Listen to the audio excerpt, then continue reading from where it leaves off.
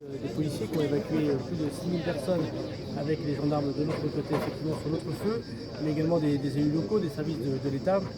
Il n'y a pas eu de victimes ni de blessés, ce qui est quand même l'essentiel. Je veux dire que cette saison des feux a commencé très tôt, du fait sans doute du réchauffement climatique, de la sécheresse qui continue à être extrêmement présente. Nous sommes d'ailleurs en alerte très importante dans les jours qui viennent, notamment dans le sud de la France.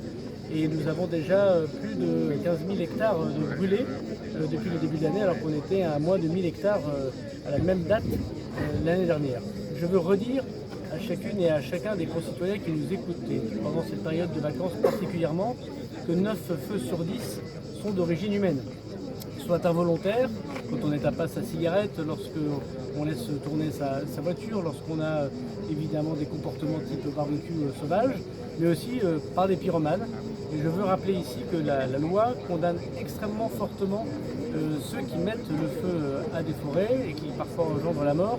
Et c'est 30 ans de prison qui attendent les pyromanes qui entraînent la mort. Et donc redire que 9 feux sur 10 ne sont pas liés directement au réchauffement climatique, même si évidemment celui-ci aggrave les difficultés, mais bien d'origine humaine. Et donc chacune et chacun doit avoir un comportement citoyen.